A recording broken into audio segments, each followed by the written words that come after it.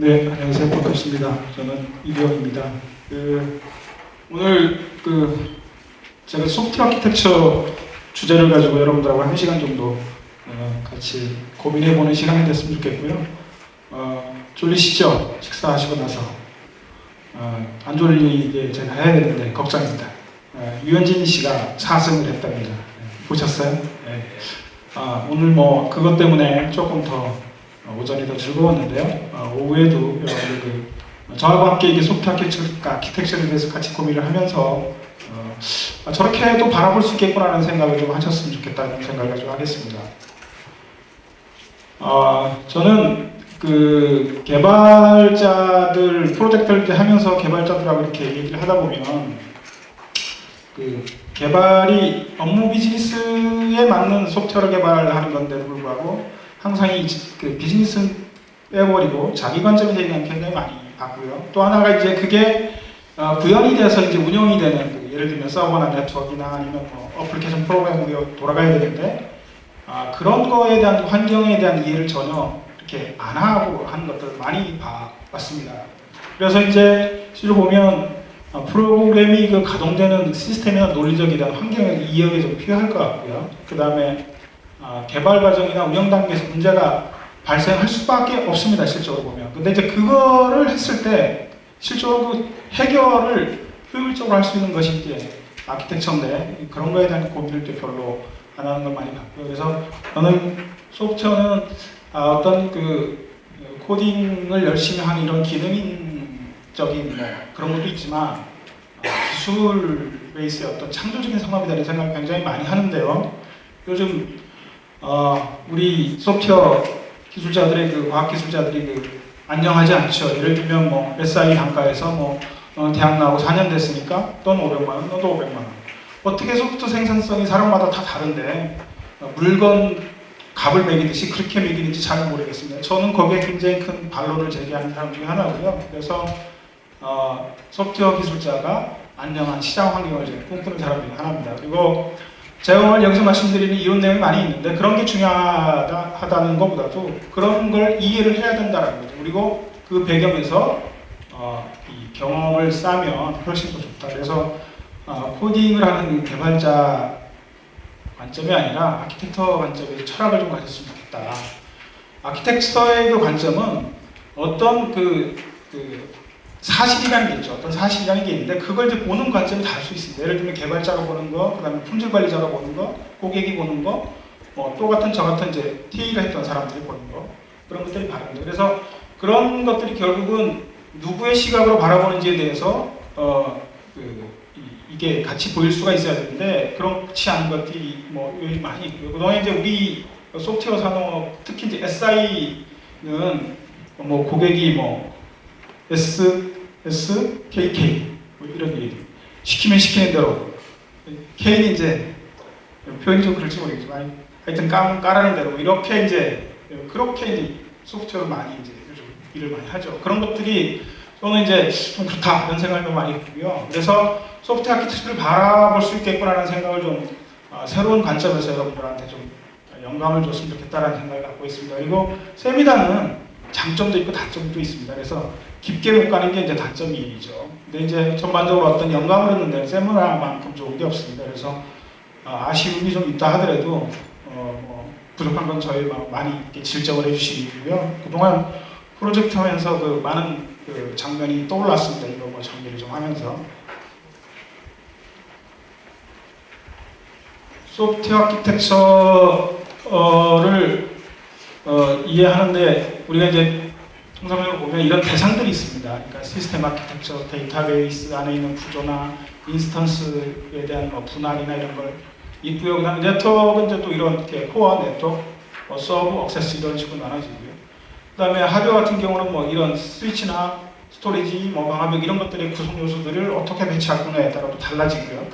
그다음에 소프트웨어 아키텍처 같은 경우는 예를 들면 마스라든지 이런 플랫폼, 웹서버 이런 플랫폼도 있지만 실제로 어플리케이션이 어떻게 업무 단위로 이렇게 돌아가는지 이런 것도 굉장히 중요한 요소 중 하나죠. 그 다음에 그걸 이제 분산하거나 통합하는 거, 피지컬 개념에서.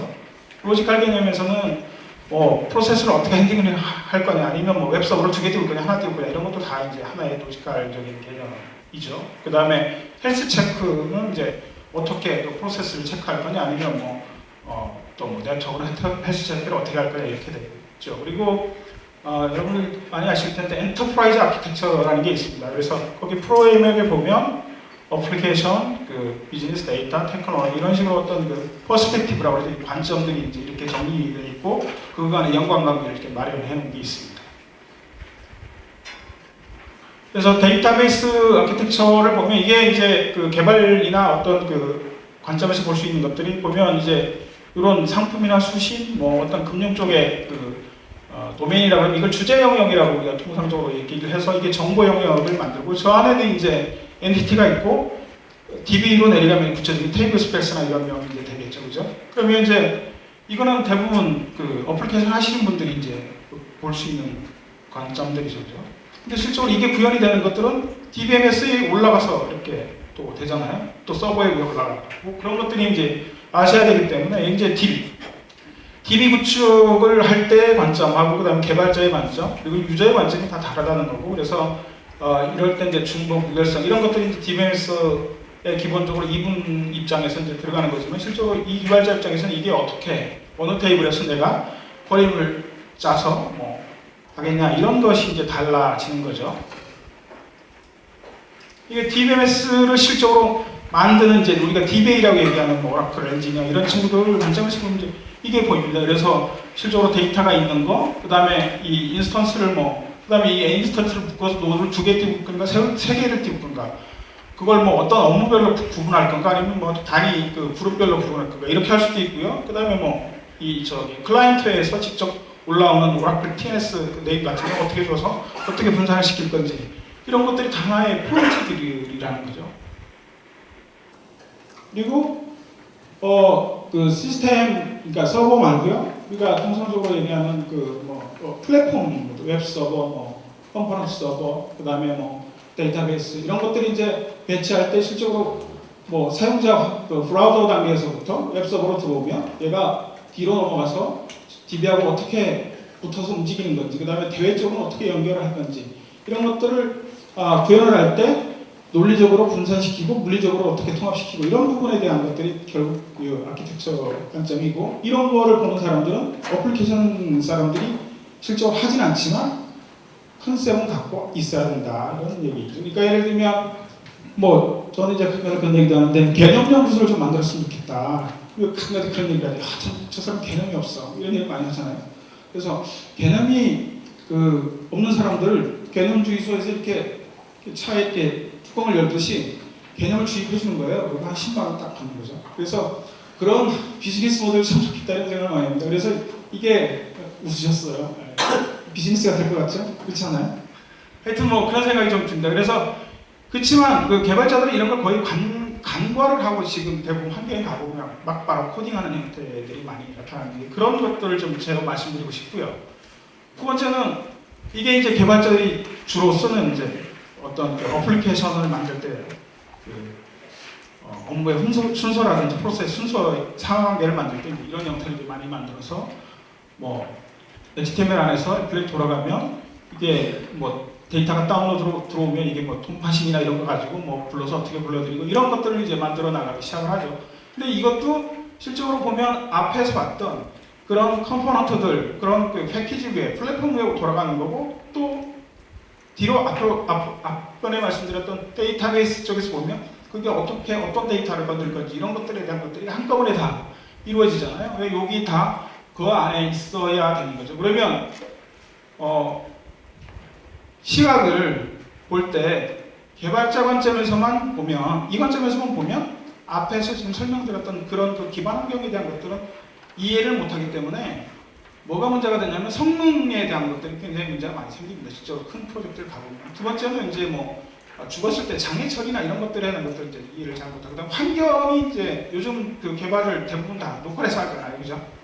저희가 예전에 할 때만 해도 개발사가 갖다 놓고 했는데 좀 로컬에서 이제 디플로이를 시켜버리니까 그런 환경 설정이 맞아가지고 내 로컬에서는 잘 돌아갔는데 이제 잘 안 되죠. 이제 가보면 그 막 헤매야 된다고요. 그런 부분들이 이제 이슈가 되지 않을까 생각을 하고 있습니다. 또 이제 그 시큐리티 같은 경우는 이런 구성 요소들, 또 예를 들면 그 네트워크단의 방화벽단, 그 다음에 침입 탐지하는 거, 그 다음에 그 관제센터에서 데이터들을 불러오는 거, 그 다음에 데이터베이스에 뭐 암호화시키는 거, 이런 부분들이 다 보안의 중요한 그 대상이고, 저게 다 아키텍처의 고려 요소, 그리고 그거의 대상이다라는 거죠. 근데 이제 우리가 그런 것도 별로 많이 생각을 하지 않기 때문에 제가 이제 오늘 말씀을 좀 드리고자 하는 겁니다. 그래서 일반적으로 이제 아키텍처를 얘기할 때 이론적인 백그라운드는 이제 이런 겁니다. 예를 들면 입력을 하면 내부에서 이렇게 그 파생을 시켜서 로직이 돌고요. 그 다음에 출력을 시켜주죠. 그죠? 그 다음에 또 이럴 수 있습니다. 이렇게 쭉 가는데 여기 내려오면 여기 안에는 또 이런 그 서버가 있고요. 그죠? 여기 안에는 또 이제 여기가 있죠. 근데 우리가 그 어플리케이션 하시는 분들, 개발자들 주로 보면, 제가 이제 프로젝트 할 때 상품을 같이 보면 주로 이제 이거는 어죠, 그죠? 화면이 있고 대부분 이게 있잖아요, 그죠? 이거 있고 여기 그냥 막 코딩 부다다다. 그러니까 이걸 품질이나 PM이나 아니면 뭐 다른 사람이 좀 봐줄 수가 없어요. 그런 것이 아예 개념이 정립되어 있지 않기 때문에. 저는 이제 참고적으로 아까 내가 어떤 분이 이제 오셔가지고 진행하시는 분이 소개를 해준다고 그랬는데 소개를 안 해주시더라고요. 그래서 제가 소개를 하겠습니다. 네, 저는 이제 삼성 SDS의 TA 파트에도 근무를 했었고요. 그 다음에 이제 KT 갔다가 이제 준정부기가 이제 CIO 하고 지금 이제 소프트웨어 연구소 중소기로 이제 와 있습니다. 그래서 그러면서 이제 프로젝트를, 그러니까 소위 말해서 어떤 계약 관계에 을로서도 생활을 했었고요. 그리고 이제 제가 프로젝트를 발주하는 정부 부처의 이제 어떤 이렇게 발주하는 CIO로서도 이제 한 6년 근무를 했습니다. 그래서 느끼는 게 굉장히 많았어요. 그래서 특히 이제 대기업이 이제 이 어떤 참여 규제가 입법적으로 소프트웨어, 그러니까 엔지니어링 진흥법이 바뀌면서 중소기업들에서 특히 이제 뭐 프로젝트 많이 들어오게 되는데 그냥 정말 이렇게 좀 프로젝트 품질이라든지 이 프로젝트를 어떻게 진행해 나가서 이게 나중에 쓰여졌을 때 유지보수를 어떻게 좀 할 때 구조화시키는 방법이라든지 이런 것들이 굉장히 많이 간과가 되다, 이런 생각을 좀 많이 했습니다. 그래서 이 얘기가 나왔을 때 그래, 흔쾌히 한번 제가 한번 얘기를 한번 같이 고민을 해봐야 되겠다, 이런 것이 이제 오게 됐고요. 그래서 보면 이제 이거 안에는 보면 이 건축 용어에서 나온 이 아키텍처라는 거는 우리 소프트웨어적으로 뭐 구조적 뭐 포포, 스텝 바이 스텝, 뭐 진행 스파이럴 모델 이런 것들이 있잖아요, 그죠? 그리고 여기에 들어가는 것들은 이제 수직이냐 수평으로 분리할 거냐, 입구점이 어디로 들어가서 출력은 어디로 낼 거냐, 이런 것들이 이제 들어가는 거고, 그 다음에 그거에 대한 그 본질적인 고민을 하는 게 이제 이 아키텍처이라고 저는 생각을 하고 있습니다. 그래서 보면 그 RUP라는 그 모델에 보면 논리뷰, 이건 이제 시스템의 기능성에 대한 것들 주로 이제 설계자와 개발자를 위한 쪽으로 보고요. 그 다음에 개발 같은 경우는 이제 활동 다이어그램 쪽으로 해서 구현 모듈 간의 이존성을 좀 파악하기 위해서 주로 보고요. 그 다음에 이제 프로그래머들이 주로 쓰는 이 프로세스 프로시디어 관점에서 보는 이제 절차 기반화. 그 다음에 이것들이 전부 다 담아지는 엔지니어나 어떤 솔루션 아키텍처를 하고 그걸 서포트하는 플랫폼 엔지니어들이 보는 이런 부분이 있죠. 그런데 실제로 보면 여기 이제 우리가 얘기하는 시나리오, 액터뷰 관점에서 보면 이게 전부 다 해당이 되는 거거든요. 그래서 이 관점을 여기서 보시면 뭐 소프트웨어 개발하시는 분, 그 다음에 뭐 여기 사용자, 그 다음에 여기 뭐 시스템 엔지니어 이런 사람들 다 있지만 이런 관점을 서로 이해를 해줘야지 이게 된다라는 겁니다. 그러면 이제 이해를 하려고 그러면 모르면 안 되잖아요, 그죠? 저희가 드리고 싶은 말씀인데 그런 말씀이란 얘기죠. 그래서 보면 우리가 통상적으로 화면에 이제 주로 이렇게 입력 필드, 뭐 출력 필드가 액션 필드가 있고요. 그 다음에 그걸 받아서 들어가는 이제 로직들이 이렇게 대부분 흘러 다니고요. 여기는 두 이제 이벤트가 일어나게 되면 get, 뭐 set, push 이런 걸로 어떤 파라미터 가지고 이제 액션 이루게 되고 여기서 이제 버튼을 눌렀을 때 그런 형태가 일어나게 되죠. 그 다음에 여기 들어오면 여기 안에는 이제 요것들이 n가 이렇게 뭉쳐서 서로 예를 들면 민원, 고객, 관리자 이런 형태의 어떤 펑션 영역들이 서로 이렇게 얽혀 있죠. 그럼 이게 들어오면 실제로 보면 얘네들이 쓰는 것들은 이 데이터들이 이런 구조적으로 돼 있을 때 RDB 쓰는 것도 있고 일반 다른 것 쓰는 것들이 있는데 이런 것들이 이제 변화를 해서 여기다 집어넣게 되고 빼게 되죠. 결국 이게 개발자 영역에서 논다 그러면 결국 얘가 움직이는 것들은 이 플랫폼 아키텍처에 다 들어가죠. 이거 두 개가 다 들어가고 그 다음에 서버나 저장 장치 이런 것들이 한꺼번에 여기 다 들어가서 얘를 물리적으로 어떻게 만들 거냐, 논리적으로 어떻게 만들 거냐, 명렬로 프로세스를 띄울 거냐, 직렬로 띄울 거냐 이런 것들이 다 달라지는 거라는 거죠. 그 다음에 뭐 확장을 할 때는 뭐 어떻게 할 건지 그래서 거기에 대한 그 구성 원리나 논리를 개념적으로 좀 갖고 있지 않으면 컨셉이 잘 안 잡힌다. 그래서 소위 말해서 개념 없는 사람 얘기를 많이 듣는다. 이런 얘기를 제가 말씀을 드립니다. 그래서 EA 아키텍처 이게 뭐 옛날에 IT라고 얘기를 많이 했었는데 작품화 프레임 뭐 여러 가지가 있는데 저는 이제 이거를 예전에 이제 그 기업에 있을 때 두 군데를 해봤어요. 중앙부처를 해봤습니다. 근데 이제 굉장히 고생을 많이 했던 기억이 나고요. 그래서 제가 여기서 때 잡았던 컨셉은 뭐냐면 우리가 회사 조직이나 어디 가보면 예를 들면 기업의 인사 조직, 뭐 정보 시스템 이런 거 다 있어요. 근데 비즈니스 모델 다른 게 있죠. 예를 들면 은행의 여수신, 뭐 외환 이런 게 있고 보험은 이제 보상하고 체결이 있고 그러면 업무가 다르잖아요. 근데 인사 조직은 거의 같거든요. 그렇죠? 조직 부서 있고 뭐 사용자 이름 있고 다 똑같잖아요. 그죠?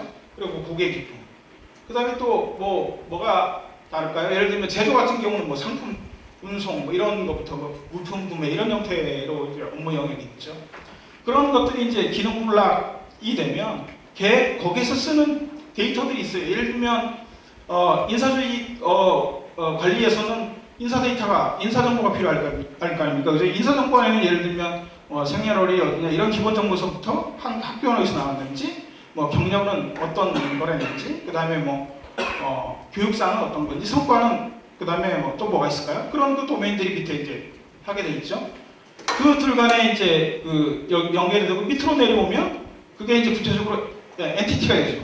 이쪽 프로세스에서 쓰는 그 기능 A라는 기능 안에서 그러면 이제 채용 안에서 쓰는 프로세스가 있다 그러고 그 프로세스 안에서 필요한 그 엔티티가 있겠죠, 그죠? 그 엔티티가 있으면 그거를 구체적으로 시스템에 박는 것들이 이런 모델이 되고 걔 간에는 이제 그 둘 간에 어떤 업무에 어떤 프로세스에서 필요한 데이터가 뭐라는 게 이제 정리가 되니까 그거 가지고 응용해서 예를 들면 조회, 뭐 입력, 그 다음에 뭐 인사관리 이런 형태로 이제 들어가게 되겠죠. 그래서 이 모델 두 개를 잘 알면 이 응용 프로그램 짜는데 이 두 개가 잘 정리되어 있으면 굉장히 접근하기가 쉬운데 사실은 조직에 가보면 이걸 디피니션을 거의 잘 하진 않습니다. 그러니까 뭐 NDA 시스템을 막 만들어 놓고 그때 가서 이제 데이터 표준한다 그러고 뭐 그때 가가지고 또 뭐 통합한다 그러고 막 이렇게 해요. 저도 이제 조직이 이제 오래 생기다 보니까 그런 문제가 나타나는데 그 시점에 제가 이제 그 CIO 공부를 해서 들어갔는데 11개 시스템을 다 없애버리고요. 뭐 포탈 베이스로 해서 딱 2개를 만들었어요. 근데 이제 그런 것들이 이제 아키텍처 컨셉이 없었으면 저는 그렇게 못했을 거라는 생각을 합니다. 그래서 그때 이제 이런 모델을 그대로 정립을 해서 시작을 한 거고요. 결국은 이런 것도 엔터프라이즈 아키텍처라는 컨셉이 나왔기 때문에 제가 그걸 보고 이제 적용을 한 것처럼 다른 것도 이제 여러 아키텍처 모델이 많이 있으니까 그런 거 한번 같이 고민하는 게 좋지 않을까 생각을 합니다. 그래서 예를 들면 프로세스나 시스템을 2개를 띄운다고 생각할 때 이 이론적인 논리는 이런 겁니다. 예를 들면 A, B 2개 쓰면 얘가 만약에 웹서버고 얘가 여기 데이터베이스다 그러면 얘가 죽으면 얘가 안 되잖아요. 그죠? 똑같은 2개를 놨을 때도. 그래서 각각의 가용성이 2개 이렇게 굽혀져야지만 전체 가용성이 이제 향상이 되는 거죠. 그러면 이게 DB 서버라고 했을 때 여기 2개를 놓으면 얘 둘 간에 또 무결성이나 이런 정합성 문제가 생기잖아요. 그럼 그걸 어떻게 할 건지 예를 들면 뭐 마이싱크식을 그러니까 어싱크식을 걸지 뭐 싱크로 하면 뭐 이게 투페이지 커밋으로 갈 건지 아니면 뭐 다르게 할 건지 DB 트리거가 쓸 건지 이런 것들이 이제 고민 포인트라는 거예요. 사실은 그 DB나 이런 아키텍처 관점에서는. 그리고 이걸 패러럴로 놓으면 시스템 이게 프로세스가 될 수도 있고요. 그러면 이런 형태가 되는 거죠. 전체 가용성에 자기의 가용성을 빼면 이거 둘 간에 곱게 되면 이렇게 되는 거예요. 얘가 죽고 내가 죽고 상관이 없잖아요. 그래서 이런 것들을 이제 부하분산 시킬 때 많이 쓰죠. 그러면 여기 자체에서 시키는 방법이 있고 이 앞단에서 시키는 방법이 있는데 그건 뒤에 가서 말씀드리겠습니다. 그 다음에 서버도 이렇게 가보면 결국 하나의 백플레인 버스 안에 CPU가 이렇게 모듈 단위가 있고요. 걔가 쓰는 프로세스하고 뭐 IO 카드들이 이렇게 같이 붙어 있습니다. 이런 그 형태. 그럼 얘도 결국 얘가 튼튼하려고 그러면 얘들 간에 요런 경우의 수, 요 경우의 수 확률, 다운될 확률을 딱 곱해야지 이게 나오는 거거든요. 이 구조적으로 보면. 그래서 통상적으로 우리가 시스템을 설계할 때 이렇게 하잖아요. 뭐 웹서버, 어플리케이션 서버, DB 뭐 이렇게 3티어로 놨다. 그러면 이제 요게 뭐 액티브 스탠바이로 놓든지 액티브로 놓든지 그 다음에 액티비티 부하 분산 시키고 그 다음에 DB로 놓는다 그러면 얘 전체의 가용성은 하나의 전체가 이렇게 곱해져요. 단위 계산이 돼서 곱해지는. 그래서 이 클러스팅 개념으로 이렇게 되는 거예요. 이런 개념들이 쭉 나온 게 뭐냐면 아마존 웹 서비스 그런 아키텍처들인데 그래서 제가 이제 뒤에서 잠깐 설명을 드릴 텐데 그런 것들을 이해를 못하면 만약에 내가 어떤 어플리케이션을 구현을 할 때 물리적으로 이렇게 뭐 예를 들면 큰 조직, 전국의 큰 조직 같은 경우는 떨어져 있을 수 있고 그죠? 아니면 뭐 시스템질이 나눠져 있을 수도 있고 여러 가지가 있는데 그런 거가 이제 하나의 중요한 시발점이 되지 않을까 그런 걸 이해를 해서 구현해 나갈 때 그렇습니다. 그래서 구체적으로 보면 이제 요게 이렇게 액티브 돼서 이건 스탠바이니까 얘에 대한 가용성은 자기 것만 보면 되는데 요게 하나의 프로세스, 데몬 프로세스 이렇게 N개로 띄워놓을 수도 있고요. 그리고 요걸 뒤로 확대해서 보면 얘 둘간에 이제 저희가 되는 거죠. 그리고 얘 아래에 요 담겨져 있는 거는 전에 말씀드린 것처럼 이런 CPU 카드나 메모리들이 같이 프로세스가 가서 이렇게 공유를 해주는 거니까 결국은 이런 개념이 이제 아키텍처 개념이다 이렇게 생각 말씀드리고요. 그래서 이런 시스템을 구성했을 때 우리가 통상적으로 뭐 SLA 이런 얘기를 많이 하지만 뭐 예를 들면 99.9% 가용성을 보장합니다. 이런 얘기를 하잖아요. 그럼 이제 논리적이랑 구조적으로 맞아야 되거든요. 근데 여러분 그거 아십니까? 어떻게 되는지. 예를 들면 99.999% 이게 보통 이제 요걸 이제 6개, 96라고 그러는데 요거를 가용성으로 수식으로 계산하면 연간 몇 초가 죽어야 되는지 아세요? 저 정도 가용적으로 확보하려고 그러면? 저도 선물 하나 드리려고 했는데 대답을 잘 하시네요. 대답을 안 하시네요. 여기 써있잖아요. 30초. 제가 먼저 얘기했기 때문에 안 드리겠습니다. 이거 30초입니다. 이게 전 시간을 계산하면 이렇게 나오거든요. 그러면 결국 사람이 다운이 되는 걸 못 느낀다는 거예요. 저렇게 아키텍처를 설계해 놓으면. 아마존이 그렇게 되어 있습니다. 사실. 진짜 대단하다는 생각을 많이 하거든요. 그래서 같은 것이 한 6개 정도가 이렇게. 그래서 이제 예를 들면 딱 하나가 확률이 0가 되잖아요. 죽거나 살거나. 그러면 0.5니까 그거 계속 같이 액티브로 해놓으면 0.25, 6개 곱하면 그렇게 되거든요. 0.0.025 정도가 되거든요.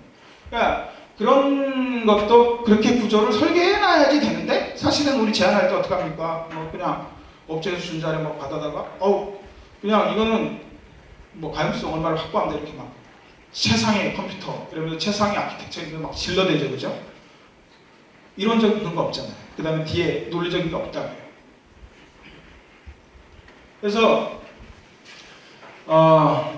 아키텍처를 이제 설계를 할 때 보면 이제 서비스 이제 우리 업무 분석한다 하신다고 생각하면 됩니다. 이제 업무 분석을 하죠.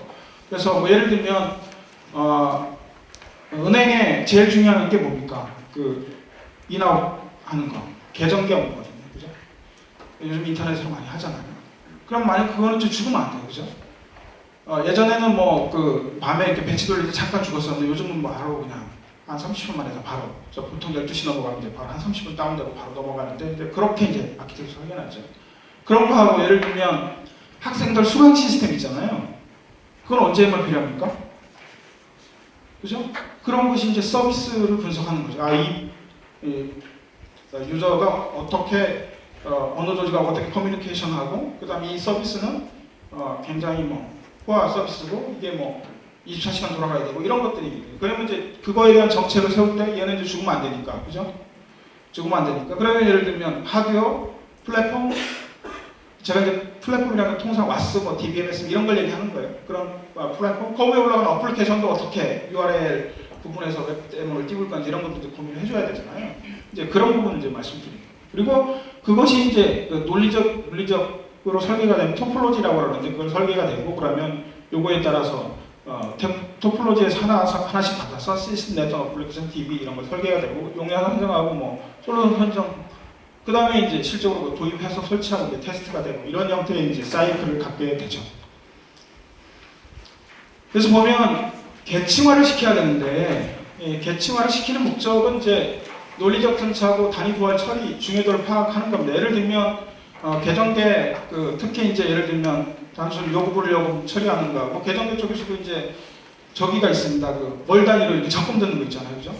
그런 거하고 또 같이 넣을 필요는 없잖아요, 그죠? 그러니까 그런 부분들도 이제 결국 단위 모듈 단위로 띄는 이유는 이제 처리 보완이나 그런 것들이 중요하기 때문에 그런 거고요. 그래서 처리 의무나 확장성, 가용성, 이 보완성에 대한 것들을 어떻게 이제 구조화시켜서 나갈 건가, 이게 중요한 게 이제 계층 구조를 설계하는 거고. 그래서 그 목적은 요 네 가지라고 보시면 될 것 같습니다. 처리효율 같은 거, 가용성, 확장성, 보완성. 예를 들면 처리효율 같은 경우는 분업화라는 게 나온 게 옛날에는 핀을 내가 쇠 잘라서, 그죠? 두들겨서 핀 만들고 그 다음에 이렇게 출하했잖아요. 근데 지금 어떻게 합니까? 쇠 자르는 사람은 쇠만 자르고, 그죠? 그렇게 만들어지는 게 우리 뭐 웹서버에서 화면 처리하고, 그죠? 뒤에서 로직 처리하고 이렇게 하는 것이 다 분화된 거잖아요. 그런 거죠.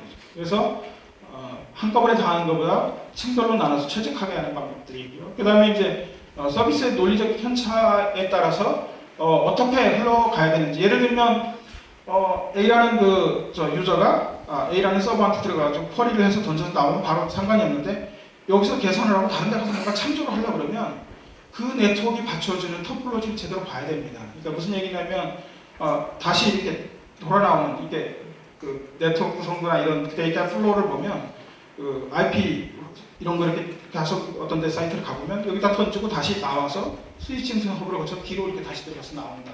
그런 것도 꽤 제가 많이 봤거든요.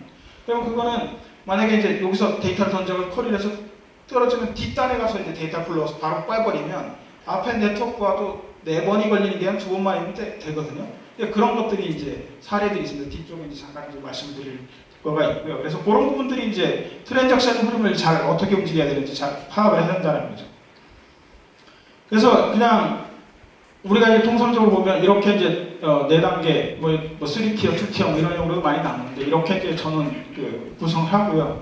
프론트에서 화면 처리해 주는 거, 그 다음에 이제 로직, 뒷단에 넘어갈 때 다른데 브로커리지나 이런 것들 이제 연계하는 미들웨어 단계가 있고, 그 다음에 백단은 이제 데이터 단계를 이렇게 나눠서 보게 하죠. 그래서 이런 미들웨어 단계에서 요즘 뭐 브로커나 이런 거 써서 분산 처리하는 방법들이 꽤 많이 있고, 실제로 그걸 네트워크 단에서 분산시킬 수도 있고, 아니면 뭐 프로세스 프로그램을 짜가지고 할 수도 있고, 그런 방법들이 꽤 많이 있습니다. 그래서 이런 형태로 구성을 하고요. 이렇게 따지면 예를 들면 여기서 쓸 때 여기는 뭐 관리자만 들어가면 되고, 요 데이터는 DBMS 관리자만 들어가면 되고, 여기는 프로그래머만 들어가면 요 레벨별로 보안성도 아이디도 따로 관리하면 되기 때문에 보안성도 굉장히 강화되는 거거든요. 그래서 저런 거 안에는 또 이제 그러면 뭐 예를 들면 부하는 이제 어떻게 분산을 시킬 거냐라고 했을 때 주로 이제 여러분들 많이 보셨을 텐데 앞단에 여기 있다가 부하 분산을 시킬 때 이렇게 스위치를 갖다 놓고 IP 포트나 아니면 뭐 이런 URL 가지고 이제 분산시키는 방법도 있죠. 근데 이제 이걸 가장 많이 쓰는 거고, 여러분들 이제 통상적으로 얘기하는 L4 스위치라고 얘기를 하는데, 그러니까 OSI라는 데가 있습니다. 인터넷 국제 표준화기 있는데 거기에 이제 OSI 프로토콜 7레이어라는 게 있습니다. 그래서 사계층이 이제 TCP인데 TCP 포트를 가지고 밸런싱 시키는 것이 있고요. 그게 아니고 이제 위에 어플리케이션 영역에서 뭐 우리가 알 수 있는 게 인지할 수 있는 게 URL이니까 URL 가지고 분산시킬 수 있는 방법이 있죠. 예를 들면 이 하나의 서버에 FTP하고 웹 데몬이 따로 떠 있다고 하면 얘가 분산시킬 때 같은 IP하고 포트가 달라서 이렇게 들어오는 거와 마찬가지인 거죠. 그래서 그런 부분들이 이제 얘 가지고 하는 건데, 만약에 이제 얘가 L4 스위치에서는 IP 가져가지만 여기에서 이렇게 돌릴 때 라운드 로빈으로 돌 수 있고, 아니면 뭐 여기 데이터가 많이 찼으니까 여기서 IO 트래픽을 모니터하고 있다가 부하가 많이 걸리면 요 다른 데로 넘겨주고 이런 리스트 커넥션 방법도 있고 다양하거든요. 그렇다는 거예요. 그리고 이제 OS에서도 이제 이런 거 할 수가 있죠. 그리고 두 번째는 이제 미들웨어 단계에서 분산시키는 방법들이 이제 우리가 쓰는 이런 저희네 디렉터 인터페이스라든지 뭐 그 다음에 어떤 데몬을 띄워서 마스터 슬레이브 중간에 하나 집어넣어가지고 할 수 있는 방법들이 있고요. 그래서 이런 것들은 이제 소프트웨어로 이제 부하 분산을 시키는 건 주로 미들웨어 단계에서 주로 많이 합니다. 그리고 또 하나가 이제 DNS 가지고 하는 게 있죠. 이게 주로 이제 요즘 그 아마존에서 이런 것들을 많이 하는데 고객은 모릅니다. 고객은 모르고 얘가 만약 한국에 있는 게 죽었다 그러면 그 어느 순간 그 뭐 예를 들면 일본의 그 서비스를 똑같은 서비스를 이렇게 접근하고 있고 그런 거거든요. 그렇게 하려고 그러면 이제 이 DNS에 이렇게 로케이션 정보를 분산을 시켜서 얘가 갖고 있다가 이 문제가 생기게 되면 얘가 그냥 알아서 다른 데로 돌려주는 거죠. 그래서 동일 그 위치의 어떤 서버 부하 분산이라든지 지리적인 그 부하 분산을 얘가 IP 레졸루션을 가지고 할 수가 있는 거죠. 그래서 웹서버 설치할 때도 DNS를 가지고 하는 방법이 있고 아니면 그냥 그 컨피그레이션 파일에다 그냥 IP 그냥 직접 박아서 하는 방법들이 있잖아요. 근데 박아놓으면 이제 저기가 떨어지죠. 만약에 뭐 내가 새로운 걸 추가한다든지 이러면 늘 가서 박아야 되니까. 근데 거꾸로 DNS를 쓰게 되면 DNS가 죽었을 때 또 문제가. 그래서 그 두 걸 이제 하이브리드해서 결합을 해서 많이 쓰게 되는 그런 형태가 있습니다. 그래서 프로세스를 분산시키려고 그러면 여기 하나의 서버도 될 수 있고요. 그래서 여기 데몬을 이렇게 같이 띄워서 얘가 죽었을 때 일로 넘어오고, 그래서 요거 구분할 때는 IP는 같지만 포트로 구분해서 얘는 뭐 8080, 뭐 8090 이렇게 쓸 수 있고요. 그 둘 간에 이제 프로세스 체크해서 넘어오게 하는 방법들이 있습니다. 그래서 이런 업무 단계에서도 아예 중요하면 어플리케이션을 데몬을 별도로 띄워서 하는 방법들이 있죠.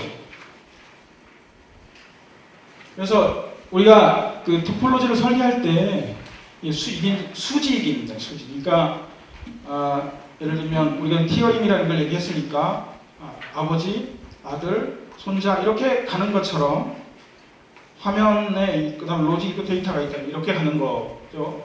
그게 이제 수직으로 이렇게 가는 거고요. 이제 버티컬하게 가는 거는 이제 아들이 이제 n개가 있는 거죠. 그죠? 같은 레이어들이 n개가 있는 거죠. 그럼 아까 말씀드린 것처럼 그거 간의 부하 분산은 어떻게 할 거냐? 스위치를 하는 방법이 있고, 뭐 IP 하는 방법이 있고, 그 다음에 뭐 프로세스 가지고 또 부하시키는 방법이 있고, 다양한 방법이 있는 거죠. 그래서 요 간에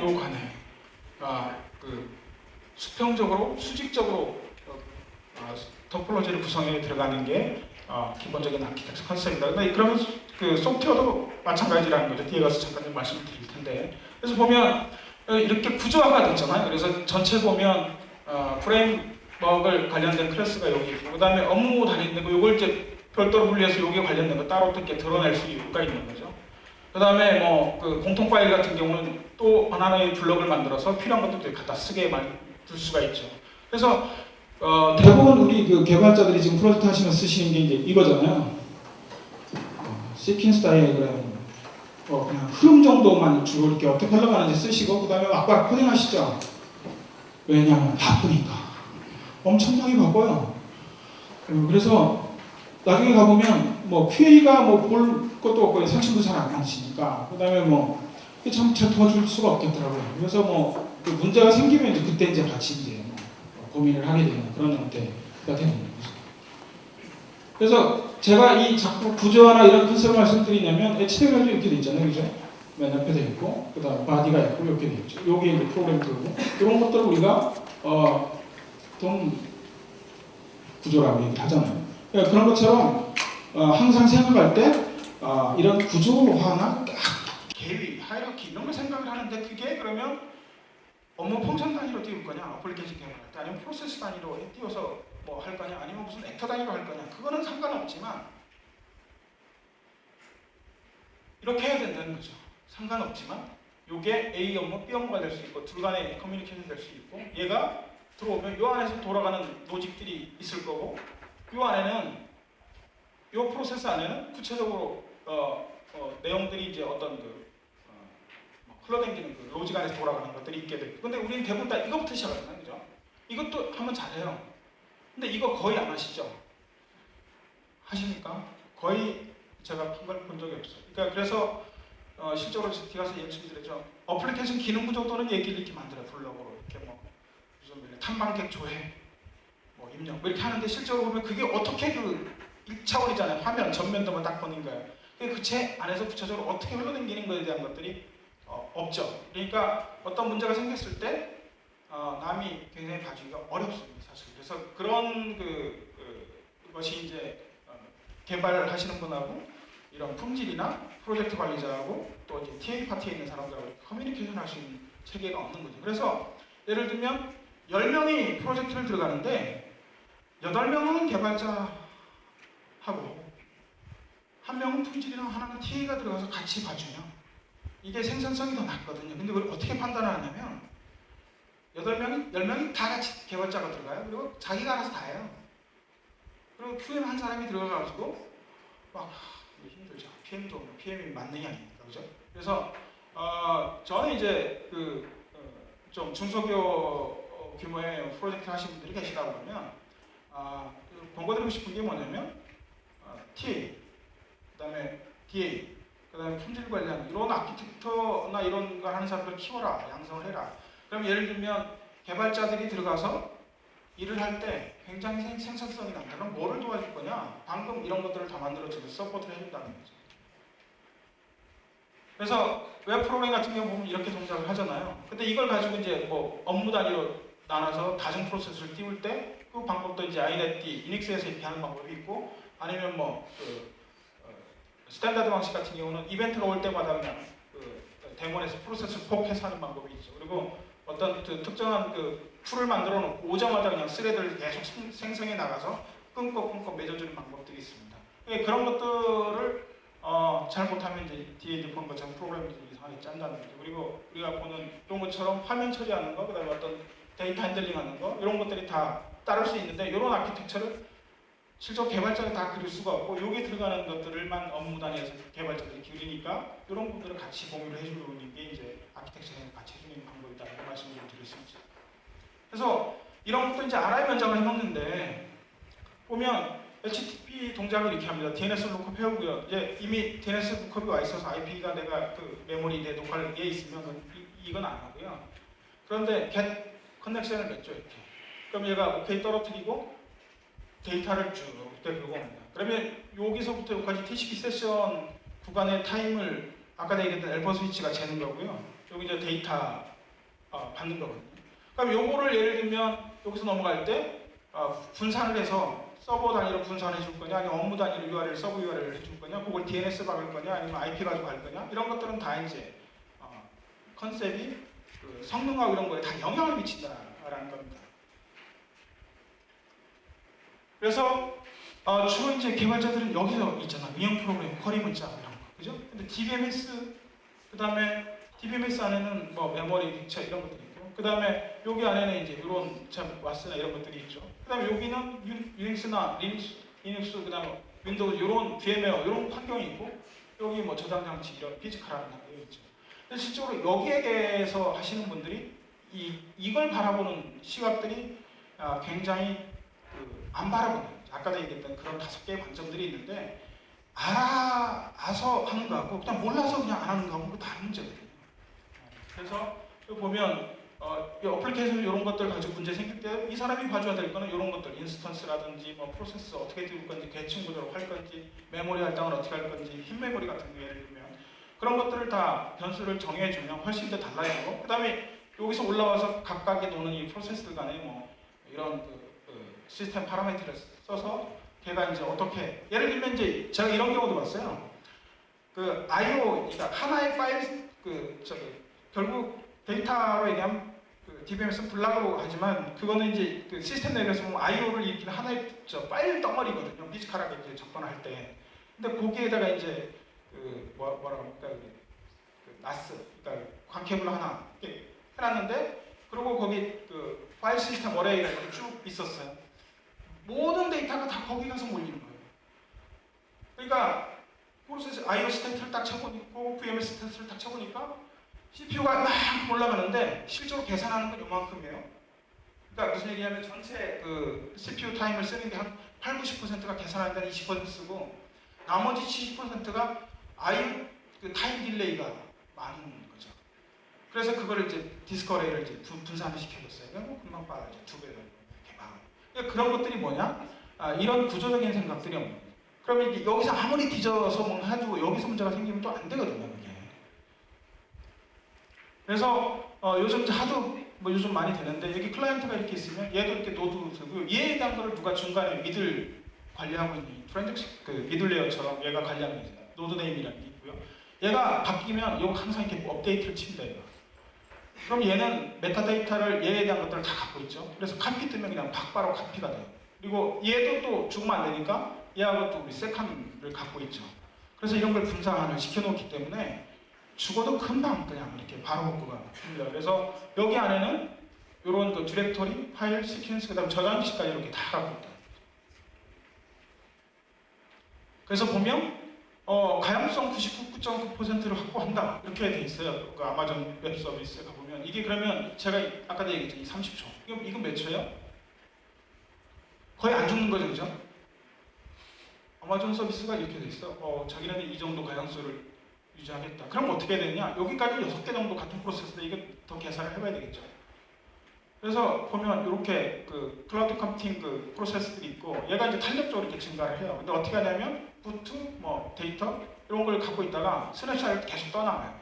그리고 여기 보관을 하고 있다고. 그래서 요거에 대한 이미지는 또 얘가 갖고 있고. 그래서 얘가 특정한 시간에 딱 문제 생겼다 그러면 얘가 바로 이렇게 카피를 떠서 만듭니다. 그리고 여기 있는 걸 이렇게 갖고 오죠. 그리고 얘 갖고 오는 데는 이제 클라우드에서 갖고 올 수도 있고 기존의 이력 보관에서 갖고 올 수도 있죠. 그래서 이미 시점에 이거 필요하면 새로운 환경이 바로 구축이 됩니다. 그래서 아마존 서비스 한 번 써보신 분들 있으세요? 있죠? 그죠? 바로 해주죠? 네, 그렇습니다. 예, 이런 구조가 있기 때문에 가능하다는 걸 말씀드리는 거예요. 그래서 자 이게 여러분들 개발을 하실 때 보면 여기 보면 뭐 이런 개발 내역장 구성, 환경, 그 다음에 시스템 이런 것들 관리 어떻게 할 건지 이런 것들 정리를 해서 간단하게 TA나 품질이 딱 주는 거예요. 그러면 굉장히 빨리 그 환경을 이해를 하게 되거든요. 근데 이제 이런 게 거의 없죠. 그래서 뭐 보면 이제 유닉스, 뭐 와스, 오라클, 그 다음에 시스템 이런 내용이 현황 다 들어가고 이게 구체적으로 어떤 그 컴퓨테이션 안에서 이게 돌아간다라는 걸 정리를 해서 딱 주면 훨씬 더 개발자들이 빨리 생산. 그 다음에 환경적인 문제가 거의 안 풀어져요. 근데 이제 디플레이 해놓고 나중에 안 되면 계속 이렇게. 그런 이유가 다 이제 이런 쪽에서 많이 문제 생긴다는 말씀을 드리고요. 그래서 보면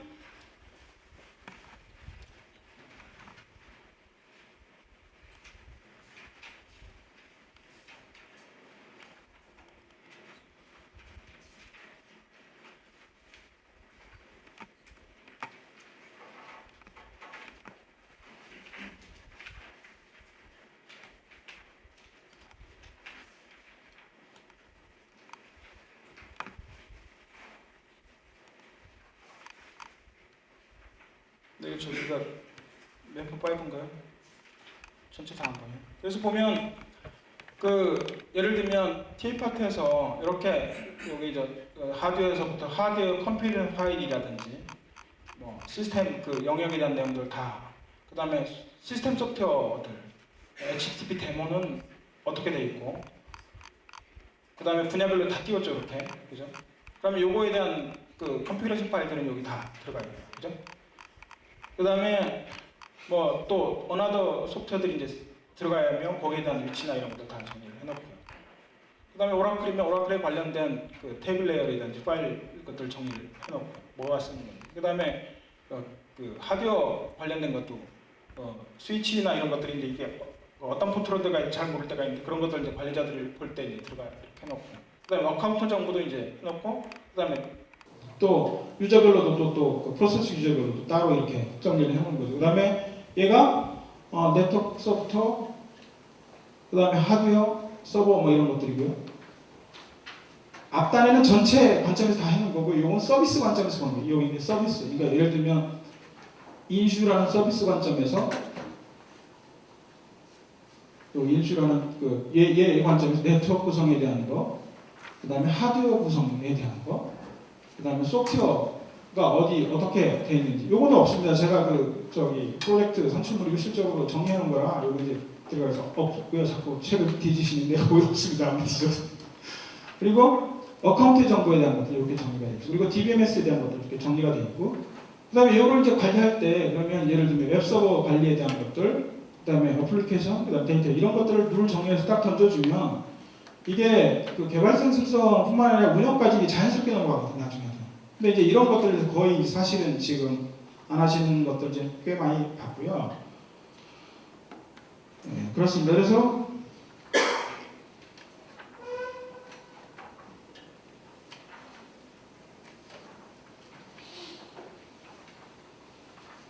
이제 제가 그 옛날에 홈트레이딩 쪽 가서 이제 바꾼 건데요. 이제 이런 이게 CS 형태의 저 프로그램을 짰는데 이거 보면 이제 사용자가 들어오면 데모니 떠서 바로 봐요. 1대1로 이제 붙어요. 그러다 보니까 이제 아까 이제 얘가 하나 들어오면 얘가 데모니에서 떨어지면서 여기에 다 몰리잖아요. 대부분 다 저런 것들은 어디에 있냐면 IDC 센터나 이런 데 다 집적돼 있잖아요. 여기 다 몰리는 거예요. 그러니까 이게 계속 이게 끊기는 거죠. 뭐 다운 데이터가 들어오다 끊기다 트레이닝 하다 딱 쳤는데 이게 그 세션이 끊어져가지고 안 되고 뭐 이런. 그래서 가서 이렇게 들어다 보니까 이렇게 이제 프로그램을 짜셨더라고요. 그래서 어떻게 바꿨냐면 이렇게 들어오면 하나 들어오면 포크해서 주고 그 다음에 얘가 핸들링 할 때 트랜잭션 처리하는 거라든지 뭐 어떤 조건 처리 이런 것들 프로세스를 다 따로 만들어서 불러오게 만들어 놨어요. 그리고 얘 전체 스레드 개수에서 생성할 수 있는 것들을 전부 다 한정을 해서 만들었고요. 그래서 얘가 250개 정도를 커버할 수 있도록. 그러니까 이제 얘가 이렇게 되면 이게 계속 뭐 늘어나게 되죠. 그 다음에 얘는 서비스 한다고 했는데 데이터가 이제 여기 가다 보면 여기 네트워크 단위라고 치면 얘는 못 받고 여기 이제 죽었단 말이에요. 한 군적으로 다 몰리니까 예를 들면 스위치 개념을 생각하시면 되는데 예를 들면 여러분들 하나의 포트에 224만 천짜리 포트가 예를 들면 스위치가 있어요. 하나의 포트에 서버가 붙어 있고 나머지 n개의 이제 23개의 PC가 붙어 있다고 하면 서버로 다 몰리잖아 데이터 그죠? PC끼리 통신을 안 하니까. 그러면 예를 들면 PC가 각 채널에 100MHz를 잡는다. 100MB를 내가 처리할 수 있다라고 하면 서버로 가는 백플레인 쪽 트렁크는 얼마가 돼야 돼요? 예? 2.4기가 돼요. 2.4기. 왜냐하면 풀드플렉스죠. 풀드플렉스. 그죠? 그러니까 4.8이 되니까 24개에 110 곱하고 그 다음에 2개니까. 그런데 그렇게 안 하는 데가 많아요. 그러니까 거기서 다 변동이에요. 그래서 TCP 세션을 이렇게 보니까 다 끊어지는 거예요. 저렇게 그러니까 통신망도 그렇게 안 해놨고 프로그램도 그렇게 안 짜놓는 거예요. 그러니까 뭐 계속 문제가 생기는 거죠. 그래서 그걸 바꿨어요. 근데 구체적으로 그게 더 나중에 이제 제가 이렇게 가라고 했죠. 폼 관리하는 거하고 프로그램에서 들어오는 건 따로 분리해서 따로 개발을 하고 얘 처리하는 거, 얘 처리하는 거 따로 가자. 그래서 처음에 로그인해서 들어갈 때 이거 가고 클라이언트가 밑에 깔려가지고 막 돌아갈 때는 여기서 있는 데이터는 얘한테 받자. 그리고 얘도 이제 브로커를 나서 어떤 방금 봤던 그런 뭐 주문 체결이라든지 이런 것들을 다 핸들링하게 만들자. 다른 것들도. 그래서 이런 것들 다 티어링 개념을 집어넣어가지고 하이라키 구조를 집어넣어서 바꿨어요. 이게. 그래서 굉장히 원성이 자세했던 걸 클리어시킨 경험이 있습니다. 그리고 이제 요거는 제가 이제 그 이메일 갈 때 저도 깜짝 놀랐는데 저는 이제 전화 이게 이제 과정 운영하시는구나 하고 막 보는 줄 알고 그래 보냈거든요. 근데 이 신청하시는 분들한테도 다 이메일이 갔더라고요. 그쵸? 안 갔어요? 근데 어떻게 오셨어요? 갔죠? 네, 거기 제가 이렇게 두 번 들고 저 그 사람입니다. 당황하지 않으시네. 제가 하여튼 좀 그게 딱 같더라고요. 왜 그러냐면 이 프로젝트를 할 때 제가 북한산인데요. 국립공원이 북한산이 국립공원인데 아시죠? 관악산은 아닙니다. 잘 보시죠. 국립공원이요 수도에 있는 게 대한민국 유일합니다. 전 세계에. 그리고 국립공원이 20개가 있는데요. 내장산 뭐 이런 데가 있는데 바다까지 쳐서 20개입니다. 근데 이제 북한산에 이제 산행정보라고 해서 탐방객들이 어느 길로 어떻게 다니는지 이런 걸 이제 GIS 베이스로 이렇게 해가지고 이제 했어요. 그래서 이제 하려고 하면 이제 GPS 이렇게 로고를 이렇게 딱 지나면 들고 나눠주면 이 사람이 막 갔다 오잖아요. 그럼 이게 이제 지도에 다 나타나게. 그리고 이게 몇 명이 갔는지 요 길로는 몇 명이 이런 것들 탐방기록 통계내는 거. 그래서 요 경로를 수집 관리하는 거, 분석하는 거, 그럼 얘가 갔다 오면 한 100명이 갔다 오면 스트레스는 이게 산도 스트레스를 받습니다. 사람들이 많이 오면. 모르세요? 여기 저 형제봉 아세요? 북한 가시는데 거기 다 깎여놨어요. 마사토가 거의 다. 거기 뭐를 해놓습니까? 거기다 이렇게 파이지 말고 야자 포대라고 해서 야자 포대 아세요? 아프리카에 이런 야자나무 있잖아요. 그걸 포대에 만들어 식물 원래 포대 깔아놓은 매트. 그런 걸 관리하기 위해서 통계적으로 뭔가 분석하기 위해서 산을 관리하기 위해서 도로공사는 어디예요? 고속도로 관리하잖아요. 국립공원 관리공단은 여러분들이 다니시는 국립공원의 산길을 관리합니다. 시설물을 관리해요. 쓰레기를 관리해요. 그런 것들을 이제 한번 해보자. 사람들이 얼마만큼 오는지에 따라 쓰레기량이 얼마나 파여나가 이런 것들 이제 하기 위해서 했던 프로젝트입니다. 거기 이제 갈 때 제가 그걸 쓰고 다녔는데 그거를 직접 보내셔가지고 너무 많이 당황했어요.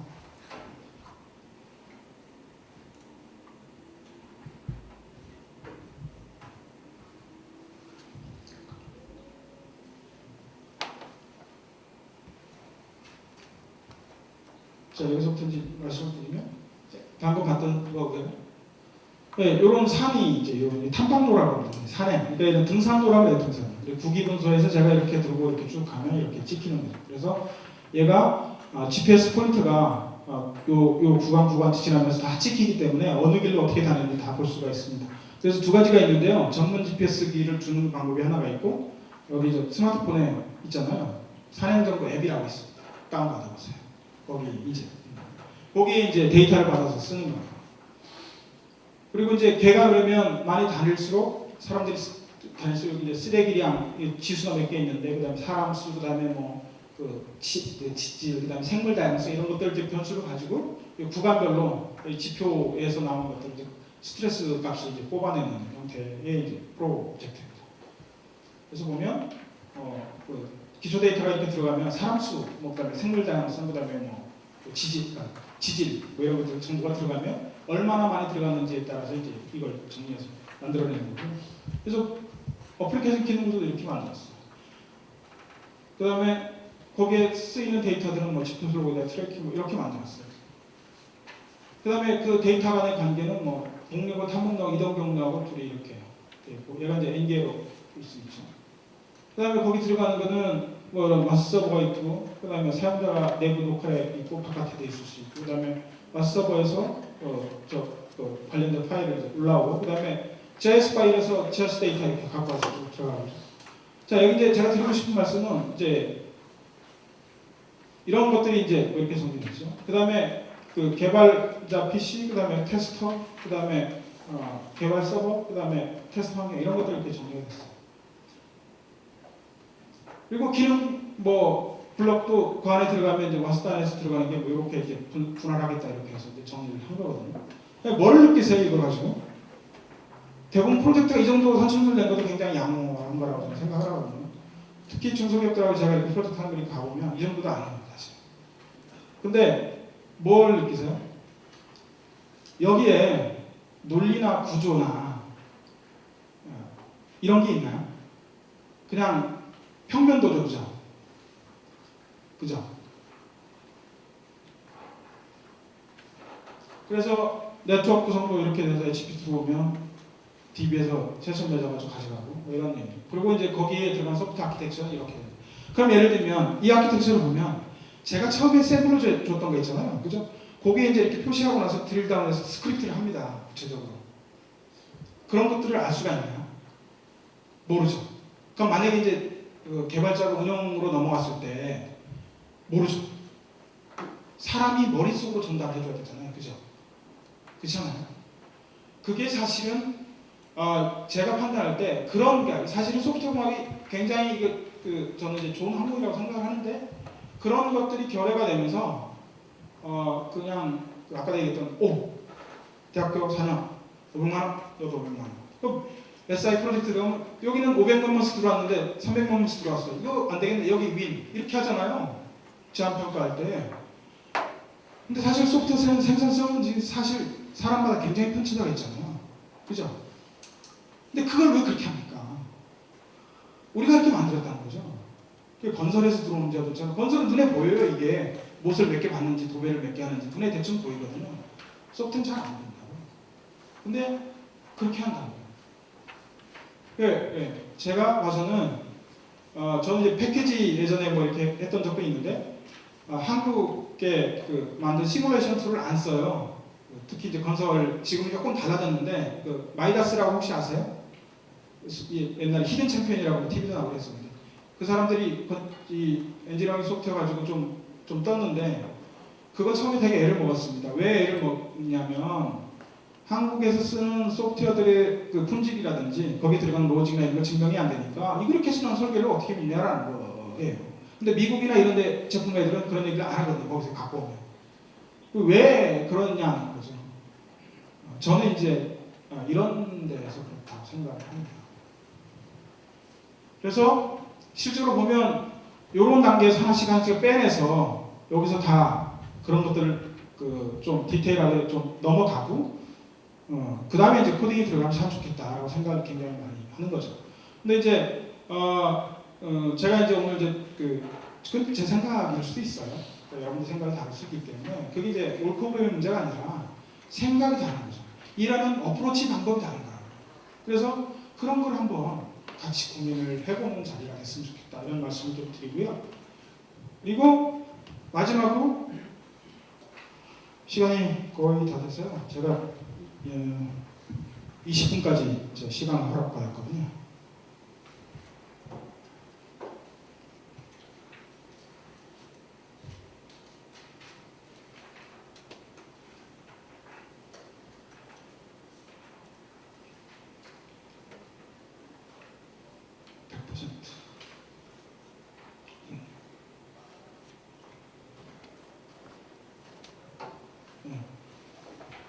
보면 어디 갑니까? 여기 고맙습니다. 보면 이제 그 시스템을 이제 이렇게 들어가는 목적, 가용성, 안전성, 트랜잭션 분석 이렇게 들어가는 거죠. 예를 들면 목적 베이스로 일을 해야 돼요. 목적 베이스. 그러니까 우리 저 ISMS라고 혹시 아세요? 우리 저 정보 보안 체계 있잖아요. 거기 보면 목적은 뭐냐면 가용성, 시스템의 무결성, 비밀성을 확보하는 게 그 체계의 목적이에요. 그런데 예를 들면 정보관리자가 있냐 없냐, 그 다음에 이 프로세스 했어 안 했어 이렇게 평가를 하거든요. 그리고 서비스 수준 진단에서 인증을 줍니다. 그런 체계에서 뻔뻔히 뚫리잖아요. 그죠? 그죠? 그렇게 하면 무결성이 보장이 됩니까? 그렇게 하면 가용성이 보장이 돼요. 그죠? 암호화를 어떻게 어떤 알고리즘 써서 했는지 진짜 이게 가져가도 데이터 탈취가 안 되겠네 이거. 그죠? 그 다음에 예를 들면 번개키를 대칭키를 써서 그 세션 처리해가지고 프로그램을 짤 건지 아니면 뭐 다른 거 가지고 짤 건지 그래서 비밀성이 통신망에서 보장이 되잖아요. 누가 이렇게 스니핑을 해도. 그죠? 그렇게 평가 안 한다는 거죠. 그래서 제가 드리는 말씀은 뭐냐면 아키텍처를 하는 거는 그런 거예요. 품질, 그 다음에 가용성, 확장성 이런 걸 확보하는 목적, 그 목적 베이스로 이제 들어가야 되는 거죠. 그래서 뭐 각각에 대한 내용들 쭉 디피니션하고 전체적인 컨셉 늘리고 요거에 대한 내용들 쭉 정리하면서 요거 이제 그려놓고 하나씩 다 드릴다운 해 나가는 거죠. 그래서 얘가 네트워크 단에서 내가 죽었을 때 어떻게 그 IP로 돌리고 뭐 발란싱 너트웨어 이런 것들 이제 돌리는 거고, 그 다음에 웹서버 단에서 그러면 웹서버 단에서 저렇게 해놓으면 그 안에 갖다 파라미터나 이런 게 다 바뀌어야 되는 거잖아요. 그죠? 그 다음에 데이터베이스에서 그 다음에 외부 인터페이스는 어떻게 할 건지 이런 것들 이제 큰 그 컨셉에서 집어넣고 하나씩 밑에 다 드릴다운해서 구체적으로 해놓고 그 다음에 이제 프로그램을 짜면 구조를 알기 때문에 외부 다른 사람이 품질이나 이 PM이나 다른 사람이 보면 금방 이렇게 잡아내 줄 수가 있어요. 근데 이제 그렇게 하지 않는다는 거죠. 지금 프로젝트가. 그런 생각이 좀 들어서 제가 말씀 좀 드리는 거고요. 그래서 제가 준비한 자료는 이제 마무리가 됐고요. 이상으로 제 세션을 마치겠습니다. 고맙습니다.